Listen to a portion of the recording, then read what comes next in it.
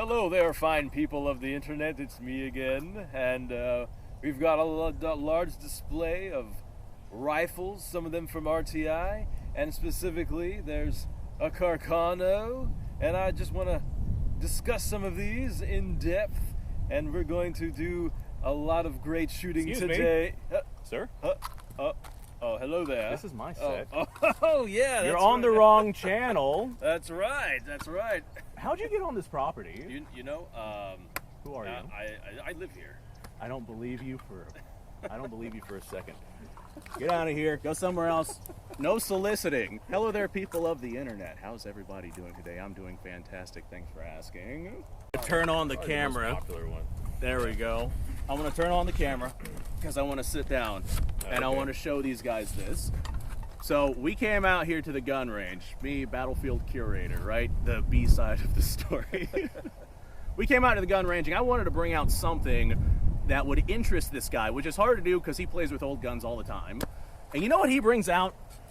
I bring out some interesting stuff, and he brings out the most Bubba SKS I think I have ever seen, complete with aftermarket magazines. It doesn't even have the original 10 round. Now, granted, hold on.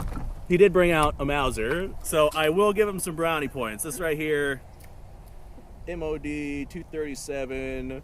Yep, it's got the Eagle stamps on it. I don't really want to tell people what that actually means because YouTube's kind of funny about that kind of stuff. Yeah. Numbers matching, fantastic. That's not something you see every often. But I mean, I got the last ditch Arasaka Argentine Mauser, like the stuff that you would normally come to expect, but then some unusual stuff we're going to be shooting today. 70-87 Vetterli and 10.4. I got a Lee Metford Styer 8890. You don't see those shot very often. Rolling block, very interesting stuff. I brought a Gras. Granted, I don't have any actual ammo for the Gras. I got a 410 conversion shell that we can put into it, which might make for fun content as well. Okay, yeah. But the bottom line is, I brought out some stuff I was hoping to be interesting, and I was not expecting a Bubba SKS. Is that a pistol grip? Look at the pistol grip on this thing. It's not a pistol grip. It's a non-California compliant handle. Oh yeah, it's a non-California compliant handle. I like the enthusiasm. That's one of those rifles that, I mean, there's plenty of guns out there where it's, hey, if this rifle could talk, the things it would say, but I want to hear what that one has to say. Yeah, definitely. Well, right now it's saying that my barrel band is falling off. Oh, I bet it is. Poor girl's been through the ringer. Yeah. Oh, she'll be fine. Just need to snap back in place. Hell yeah. That was awesome. Come fire a Gras, buddy. Sure. Take a stab at it. Super cool. It's interesting. Yeah. It's not a lot of recoil at all. Just a little 410 and a heavy old rifle. So I'm sure it's like really safe, you know.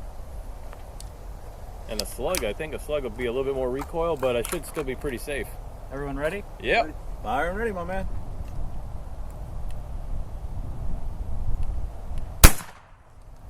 Yeah. See, I think that I'm going to get some metallic brass 410 shells and actually solder them onto that adapter so they're permanently affixed. Huh. And the reason why I would do that is because I would load those with slugs versus having the one adapter where you slide the shotgun shell in and out, in and out, in and out. This way I could run it faster. Yeah.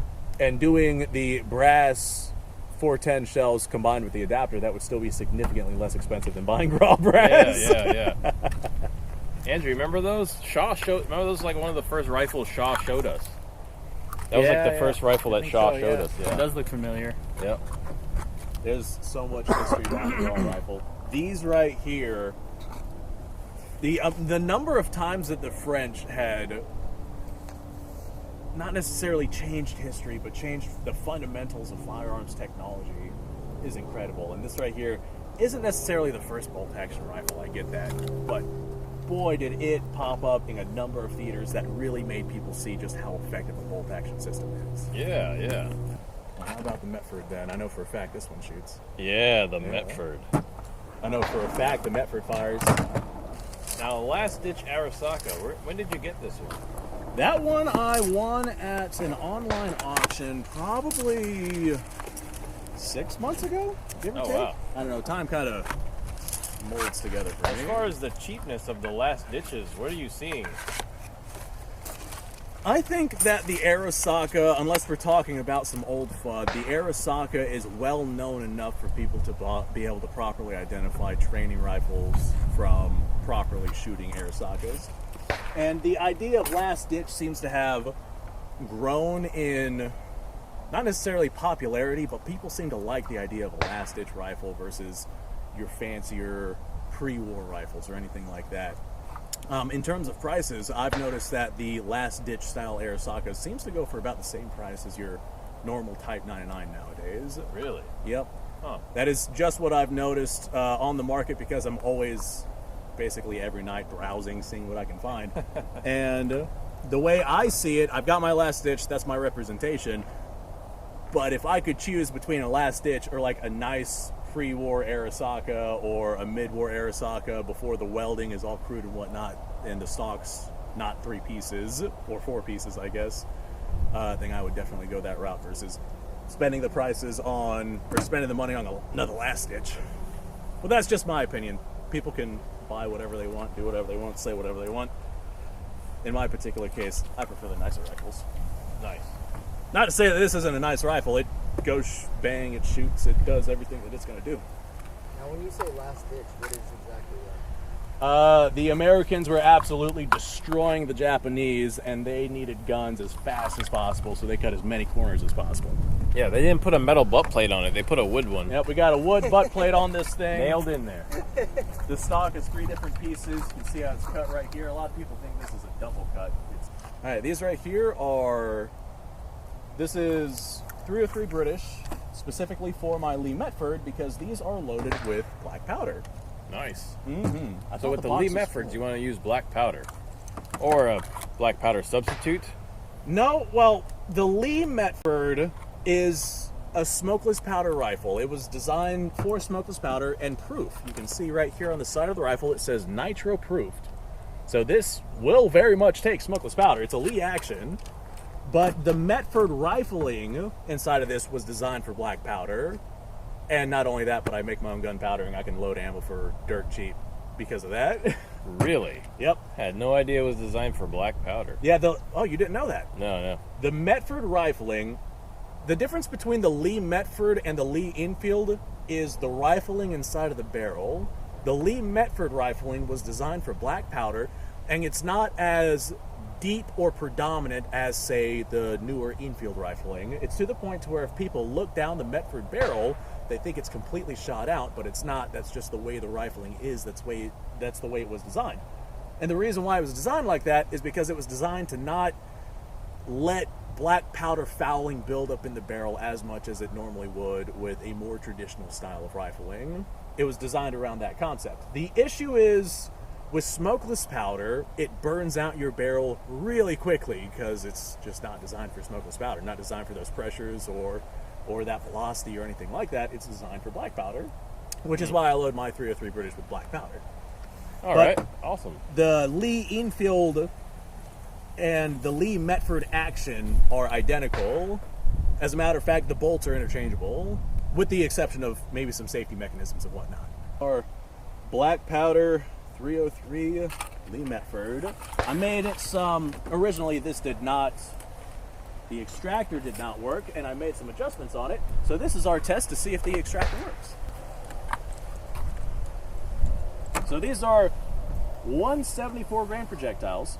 They're standard 303 British projectiles, but they're loaded with black powder, and they are copper jacketed. And a lot of people say you shouldn't do that with black powder, but to them I say, we're doing that anyway. All right, I'm gonna go ahead, send it around here. I know for a fact this rifle fires. I've shot it before. My big thing is I wanna see if my extractor is working now. Y'all ready? Yeah. Ready? Nice. That is a really good trigger. Moment of truth. Ah! Nice. Homemade powder too. Yeah, normally black powder, you go out and you buy it, and it costs, what, $30, $40 for a pound? I can make it for about $3 a pound. Wow. Don't touch my Lee Metford. I was just looking Get at out of here. Have fun. All right. Lee Metford.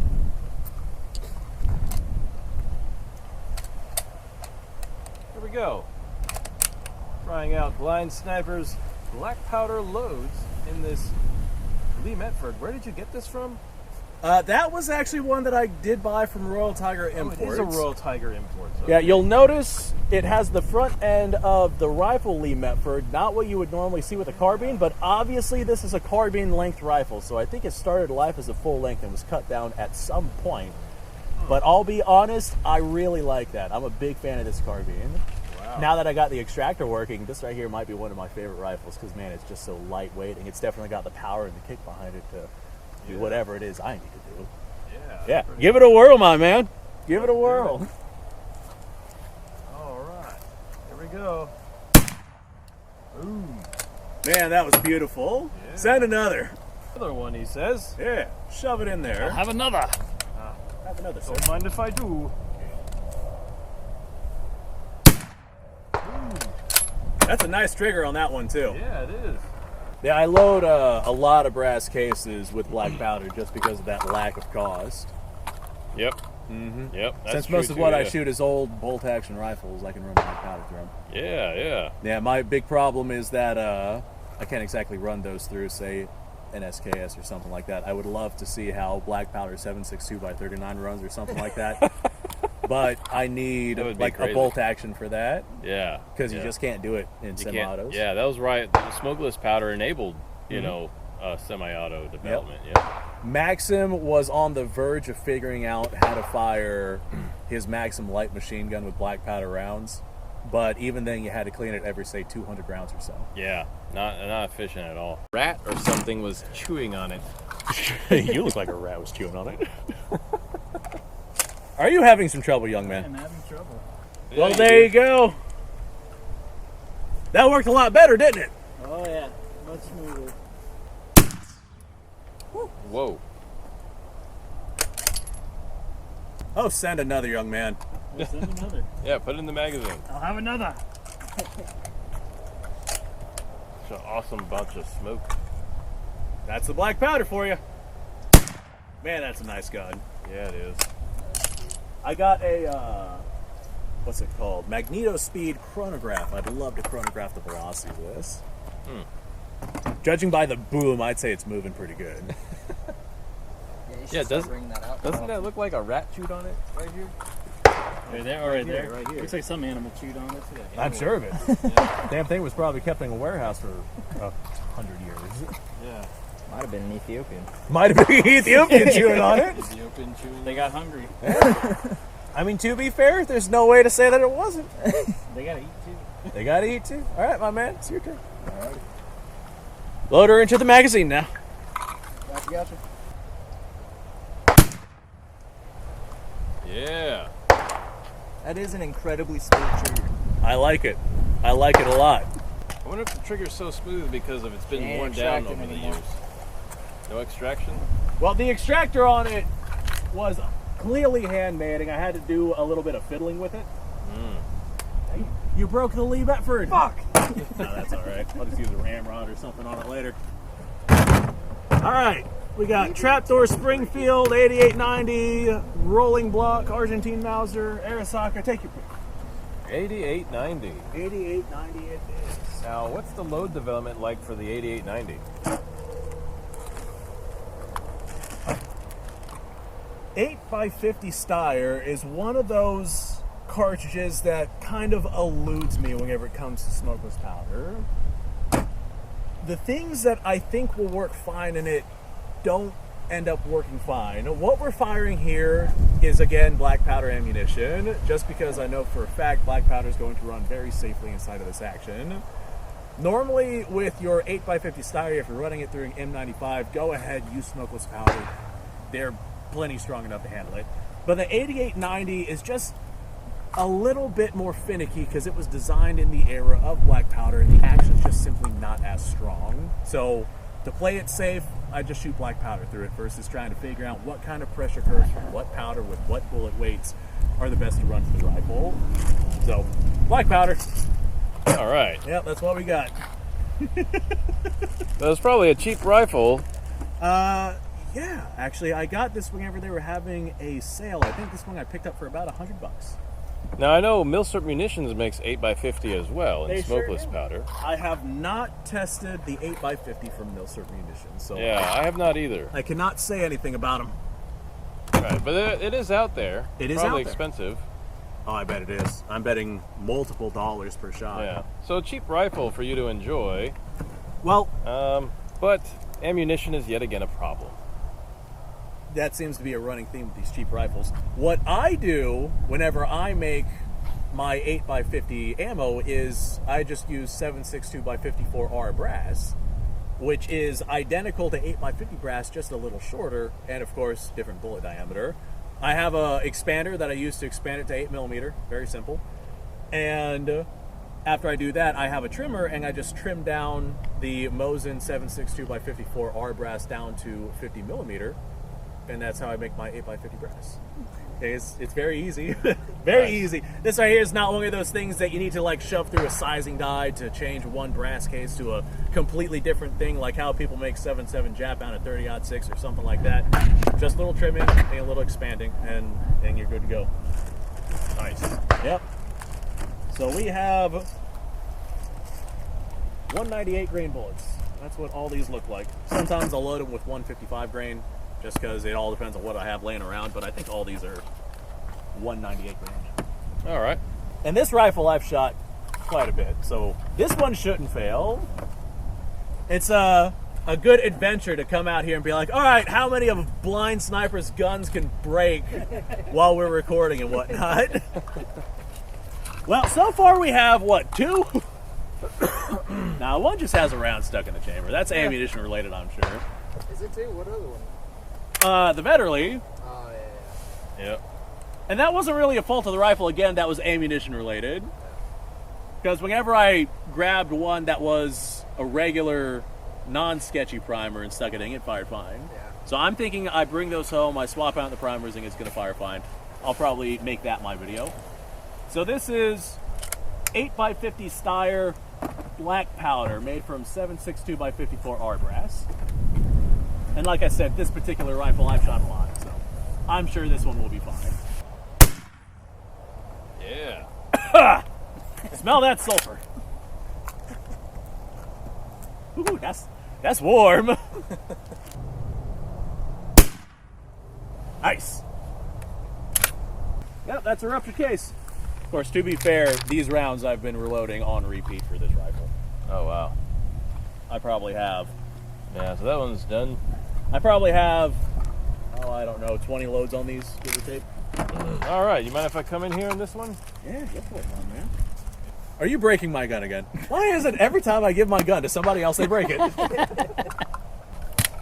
You know, if this was a Radical Firearms AR-15, it wouldn't be happening. Oh, yeah, I bet.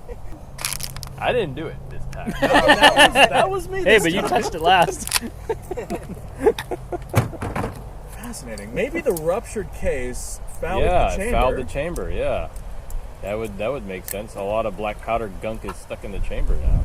I've never had fouling issues that intense from a ruptured case, but that case was pretty ruptured. Yeah, and it's black powder. Yeah, it had a big hole in it. Have you ever ruptured a black powder case before? Yes. Okay. Yes, I have. I've ruptured several, and that's, again, just for me constantly shooting them, because I don't like having to go out and buy new brass, so I'll just use them until they rupture. But I think that was the worst ruptured case I've ever seen Wow. So with black powder, and it fouled the chamber to the point to where the rifle stopped working, which is fascinating. I've never seen that before. I was not expecting that one. wow. So that's another broken gun. Throw it in the broken gun pile. Make a broken gun video. Make a broken gun video. The cursed guns of RTI. Well, Trapdoor Springfield, 4570. 4570. Now Springfield rifles you can find on the market for About 800 bucks to 1,000. Sounds about right. Yeah. Sounds about right. So not cheap by any means. We got two different bullet weights here. The green ones are 300, and the silver ones are 425. All right, they're coated. Yes.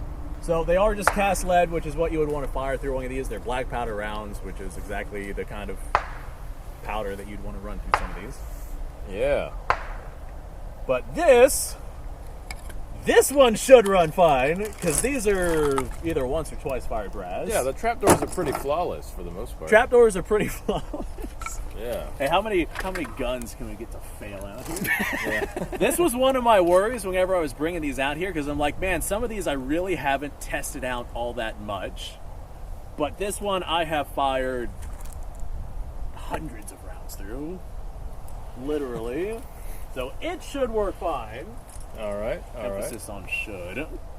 The others I was like, oh yeah, I've shot that, and that Metford, I've taken that out and shot it a bunch of times too, and that Styer, I've taken it out and shot it a bunch of times too. That guy right there decided to jam up the Metford, and then I decided to jam up the Styer. Let's see if we can jam the trapdoor. Oh man. I'm gonna have a lot of gun cleaning to do whenever I get home. Oh yeah. We're making more work for you. Yep, that's fine. That's part of range day. This is just kind of what I do. Wow. Alright, so those were 425. I'm going to fire a 300 grain bullet just to see the difference in recoil.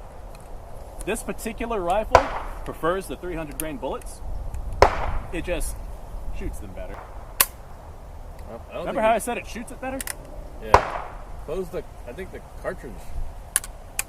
Yeah, the trap needs to be closed, yeah. There we go. Yeah. Recoil's about the same. Yeah, this is one of those guns that I load up, and it's definitely a plinking gun. Yeah, yeah. Trapdoor. Trapdoor. 1873. I think I heard a ricochet. You might have too much fun with that. Devin, you shot the trapdoor before, right? Yeah, I thought that you have. Yeah, Yeah, you this shot is one of trapdoor? those, like I said, I bring this one out on a pretty regular occurrence. Yeah. Because I make my own powder, cast my own bullets. This is one of those that I can shoot for pretty gosh darn cheap. So we can go through that whole bag of ammo for no money, basically. Okay. So trapdoor, expensive rifle, but you can load develop really cheap for it. Yeah, these right here, they head space on the rim of a cartridge. And what that essentially equates to is this brass will essentially last forever. The fail point on most of your brass is going to be the neck of the case whenever it finally ruptures, either that or the base if you have a high enough pressure to pull that off, but more often than not it's going to be the neck. I think a lot of that just has to do with it stretching, and then you trim, and then it stretches and you trim, but with black powder it doesn't really stretch. Not as much recoil as you would expect from a 4570. Of course, it's not exactly a full power modern day 4570 either. I like it. Another. Another! Yeah, have at it. All right, I'll do The green the tip. heavier load, right? That's a light The one. lighter one. Yep, that one should be moving much faster. Nice. I think the biggest change before then for any of these trapdoor models, like the 1882s, the 1880s, and things like that, was more bayonet based than anything. Have at it, my man.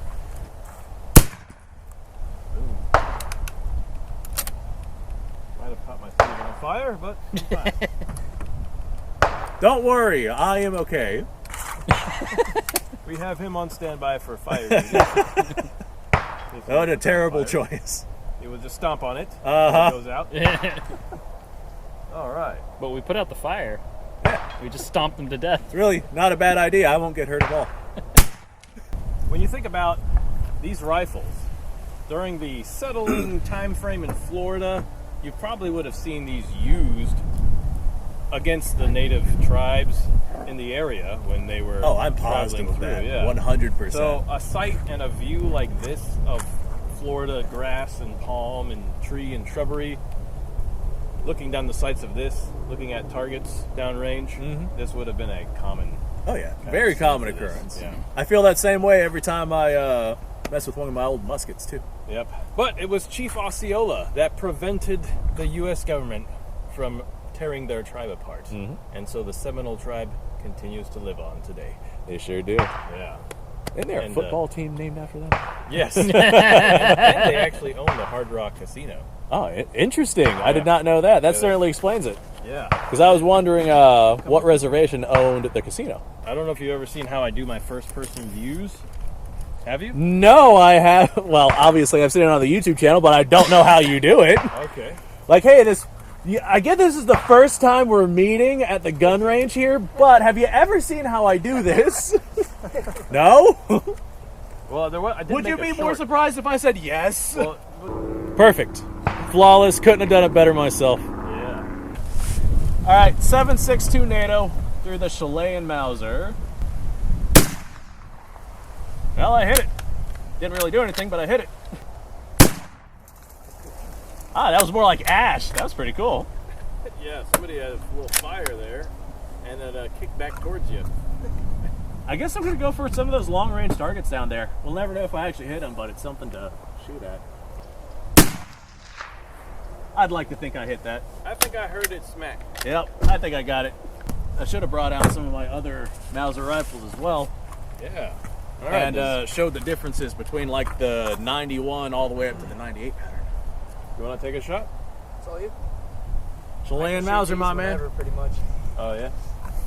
I mean, him come out here all the time. I'd rather y'all get the chance to shoot it before I break it. What's that?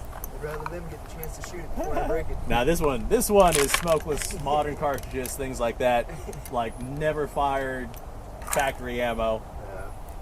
All right, so if you find a Chilean Mauser or Oviedo Spanish Mauser in 7.62 NATO, I think it's a pretty decent option for a cheap military surplus rifle. What do you think?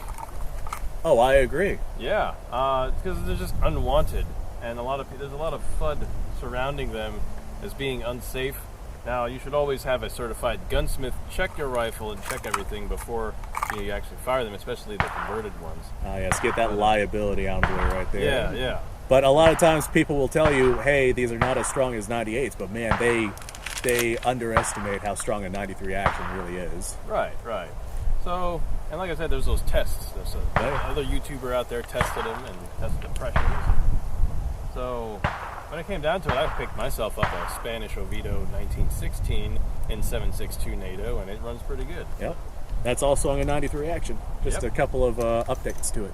Yeah, it's just a little heavy on the recoil there, but I'll give you that. Those carbines do kick like a mule. yeah. This one right here, a little heavier. That's why I got it. A little more pleasurable to shoot. Yeah, not too shabby. Hits right at point of aim too.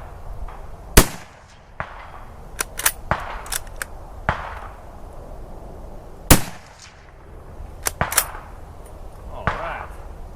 I like your rifle stand. Looks very stable. Kind of reminds me of yours.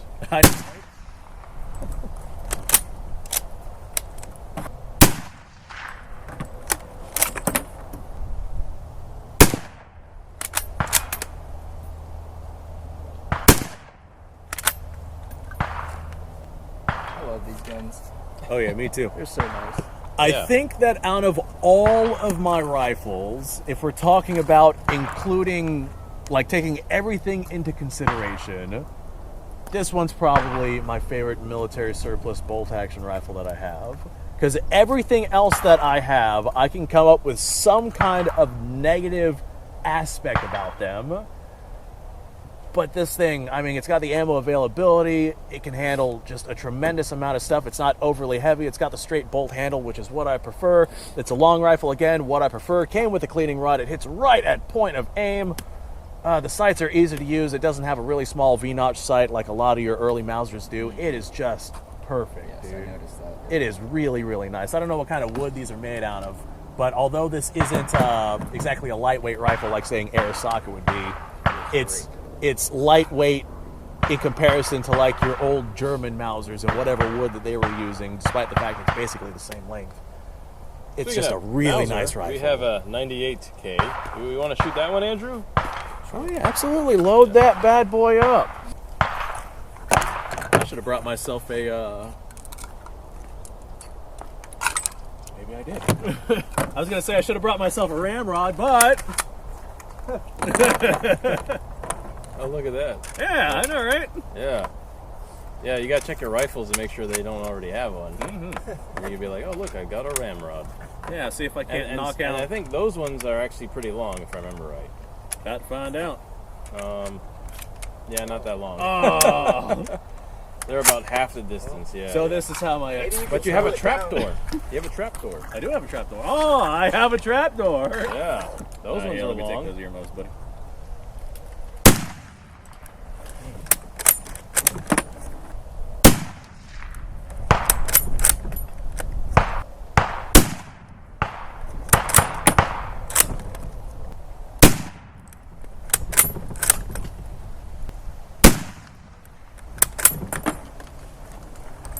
We got our Metford back, boys. Metford's back.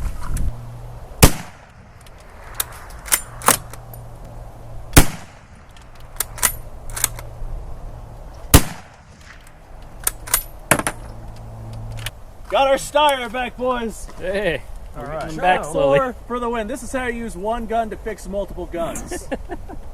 So if you're looking for I don't need that anymore. If you're looking for cheap rifles, I think one of the better places to go is private individuals.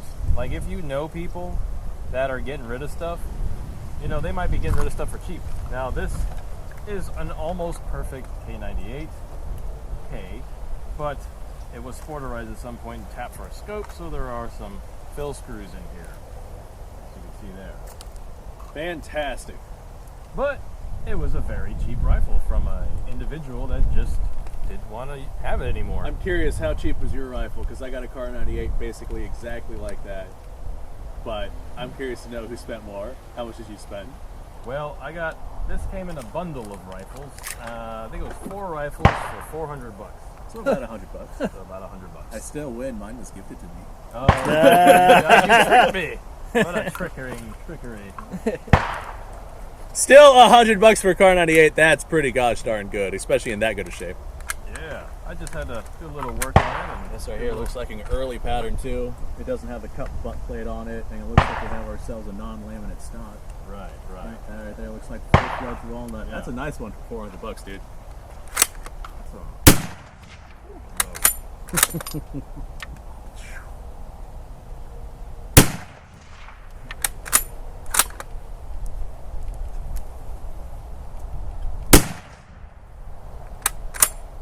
Yeah.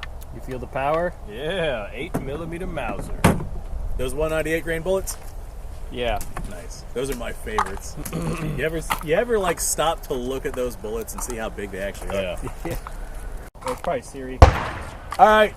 Bubba SKS. Let's see what this thing has. That's the supposed good mag. All right. Supposed good mag. I like your supposed good mag. Well, he actually loaded around in the chamber. Oh, that was already. chambered. Yeah, that got was you. chambered, yeah. No worries. That's all right. I just have one round less now. I don't know the best way to hold this thing. I guess right here. All right, I'm gonna go for that long range target. Let's see if I can smack it.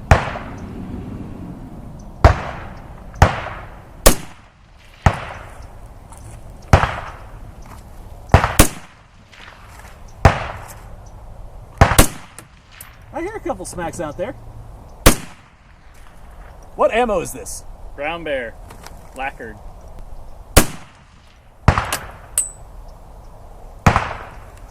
I am out of ammunition.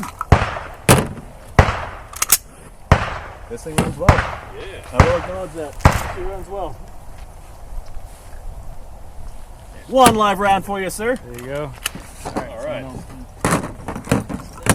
Have y'all accuracy tested it yet? I have it. It needs to be zeroed. Does it? That explains why I couldn't hit my far target. When you shot that last round, that also flew out. Ah, nice. That happens on this one, yeah. Uh-huh. That's the good mag, right? The one that's never given problems. Hey, I'll, Uh-huh. I don't want to hear. I don't know what he did to it. I don't know what he did to it. I It's swear only this broken never stuff, happens. man. I get the second hands from him that don't work. That's weird. I didn't have a problem with it. I shot this sideways and didn't have a problem. I swear was this going never full happens. on You're just so pretty. All right, Bubba SKS. Definitely your cheaper military surplus rifle if you can find one. These are going to probably be the cheaper ones. They're going to be probably like the Chinese surplus. There are tons of them out there. The ammo is available. It's 7.62x3.9. You can find it just about any box store. Yeah, so if you're looking for a cheap military surplus rifle, an SKS, a Bubba one is probably going to be your cheapest find out there. So let's see what we got here.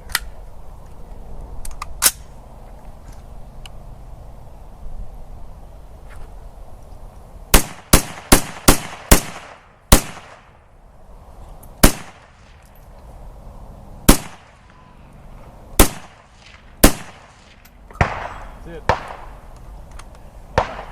Well, I didn't have any problem with it. Those shell casings were coming out so inconsistently. They were going that way, that way, that way, barely coming out of the gun, way over there. I don't know. I didn't see a problem with that. I didn't have any problems with it. That is the most hilarious thing I've ever seen in my entire life. Oh, I'm shooting this shotgun. It's got slamfire capabilities. Have you ever messed with a slamfire shotgun? Not no. They're fun.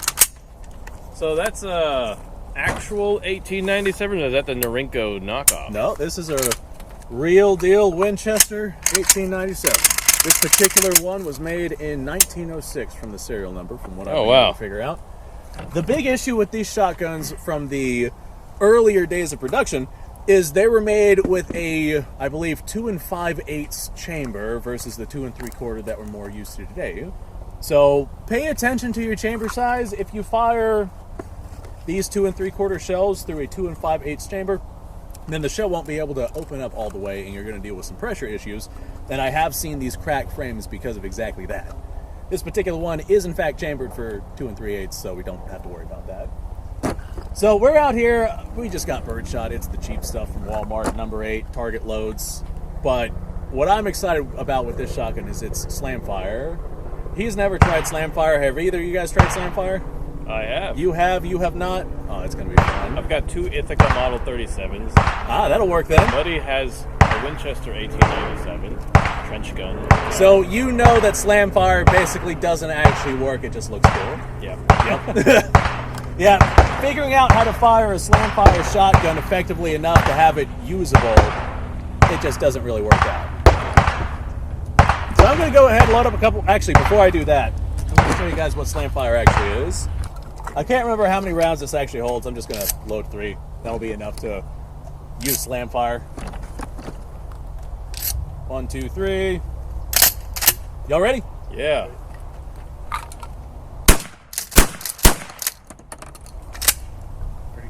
Well, that was fun, but I didn't hit a freaking thing. What a great way to waste a lot of ammo really quickly. Yeah. Make sure she ain't chambered. Out of all of my shotguns, I can honestly say that this one's my favorite. It is so nice. And I have messed with a lot of shotguns in my time.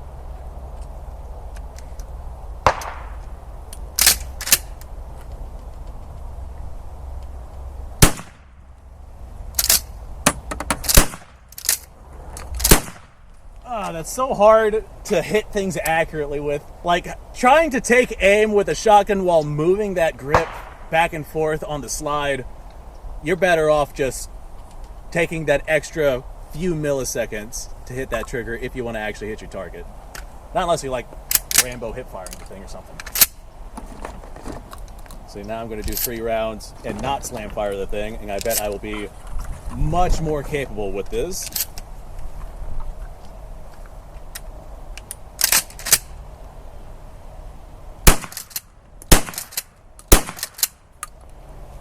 Those felt a lot better. Yeah. All right, before I burn through all this shotgun ammo, how many more rounds have we got left? We got 1, 2, 3, 4, 5, 6. Enough for each of you guys to try out the shotgun. Yeah. Yep, whenever the hammer's up, that is a safety mechanism inside the thing.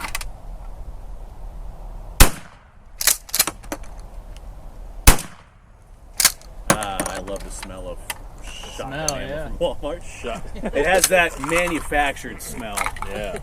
Do you prefer short barrel or long barrel shotguns? I mean, it depends what I'm doing, right?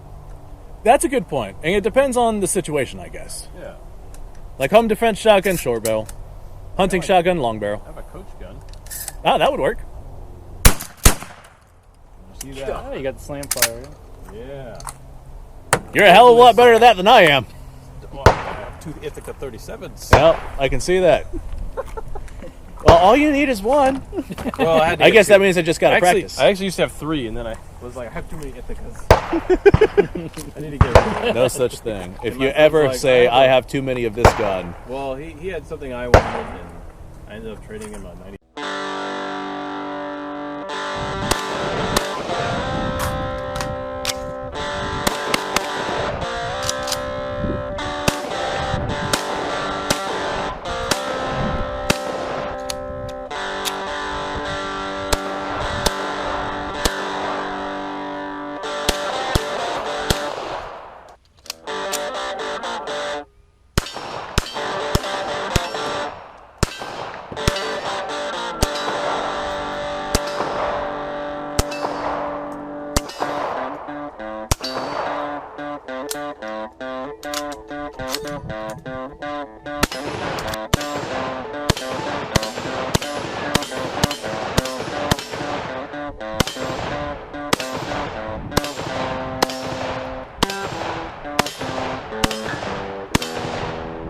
Been a little while since I've done this.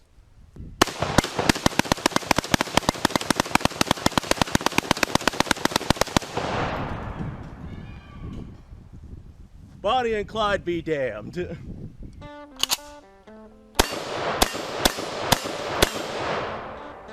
poor man's Garen.